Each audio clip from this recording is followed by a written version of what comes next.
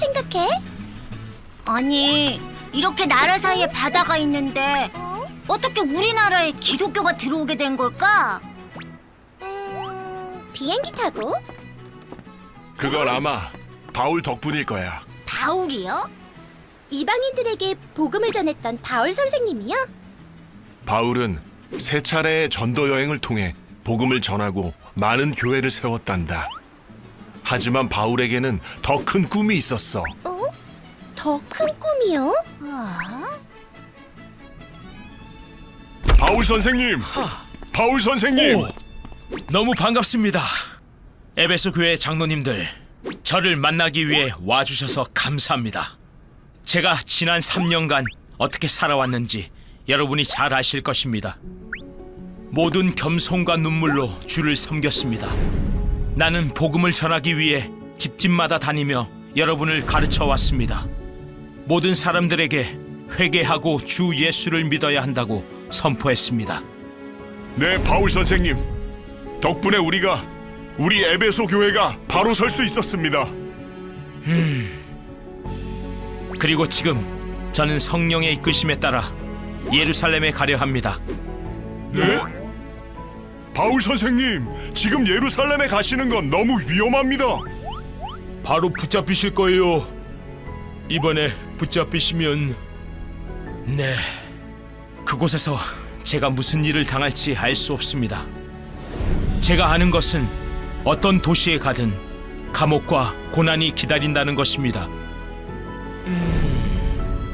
내가 달려갈 길과 주 예수께서 내게 주신 사명, 곧 복음을 증언하는 일을 위해 나의 생명조차 조금도 귀한 것으로 여기지 아니하노라.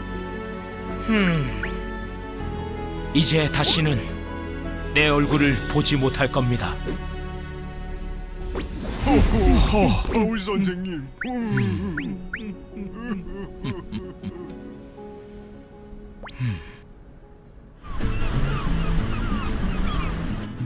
바울은 온 세상에 복음을 전하고자 당시 가장 큰 제국의 수도인 로마에 가려고 했어.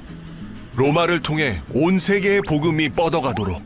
그래서 우리도 복음을 듣게 된 거군요. 예루살렘에서 붙잡힌 바울은 재판을 받기 위해 결국 로마로 가게 되지. 드디어 가는구나. 로마로. 바울 선생님, 오, 얘들아, 너네 언제 여기에? 도대체 왜 이런 고생을 하면서까지 로마에 가시려고 하세요? 이미 충분히 복음을 전하고 교회를 세우셨잖아요. 나는 빚이 있거든. 빚이요? 헬라인이나 야만인이나 지혜 있는 자나 어리석은 자에게 다 내가 빚진 자라.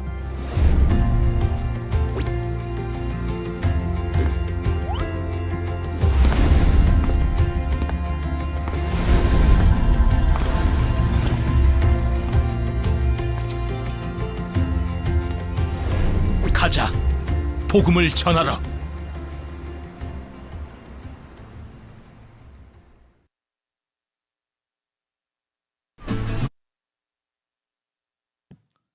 집에서 설교 연습을 할 때 하랑이가 아빠한테 기계적으로 하지 말라고 피드백을 줘서 최대한 부드럽게 해보겠습니다. 그래서 목사님이 이렇게 소개하신 것 같아요. 자, 하나님 나라를 이루는 바울의 이야기를 우리가 듣고 있죠. 1차, 2차 지나고 이제 3차 여행을 다니는 바울의 모습을 볼 수 있습니다. 지금 이제 오늘 마지막에 가는 도시의 이름이 나오는데 이름이 서울도 있고, 그죠? 시골도 있어요. 자.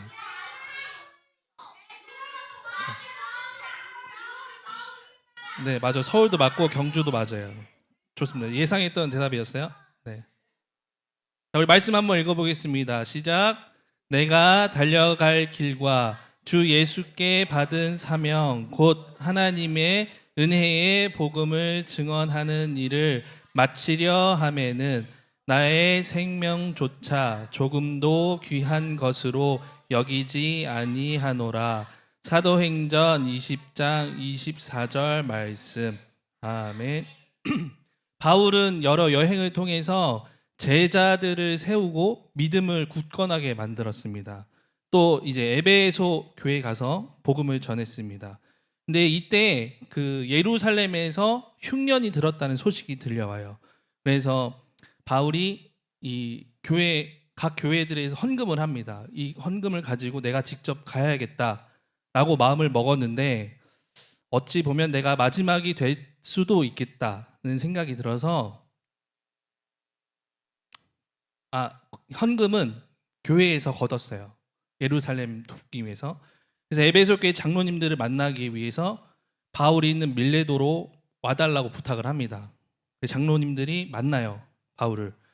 이제 바울이 설명합니다. 성령의 명령에 따라서 예루살렘으로 갑니다. 내게 무슨 일이 닥칠지 나는 알지 못하는데 성령이 말씀을 해주세요. 감옥과 고난이 나를 기다리겠다고. 그러자 장로님들이 당연히 말리겠죠. 가지 말라고. 어느 장면과 되게 비슷해요. 여러분들이 알고 있는. 가지 마세요, 바울 선생님. 이렇게 이야기를 합니다. 그런데 바울이 이렇게 말을 해요. 내 목숨이 아깝지 않습니다. 왜냐? 곧 사람들에게 하나님의 은혜의 복음을 전하는 일을 다 마칠 수 있다면 이 사명은 나에게 생명까지 바치는 것도 어렵지 않습니다. 라고 해서 이 바울의 이야기를 듣고 장로님들이 기도하면서 이별을 하게 됩니다. 그 예루살렘은 내가 이 바울이 죽기 전에는 먹지도 않고 마시지도 않겠다는 사람들이 있었어요. 왜냐? 바울은 사실 예수님을 적으로 삼았었고 내가 이 예수를 죽이기 위해서 예수를 따르는 자들을 역시 죽이기 위해서 공문서를 만들어주면 내가 온 지역을 돌아다니면서 다 없애겠다라고 말한 사람이었기 때문에 내 편이었다가 다른 편이 된 거예요. 그래서 이 내 편이었던 사람들이 이 바울을 죽이기 위해서 지금 벼르고 있는 상황이었어요. 그러자 이제 바울이 예루살렘으로 가자마자 잡혀요. 잡혀서 이제 가이사랴로 가서 벨리오 총독 앞에 서게 됩니다.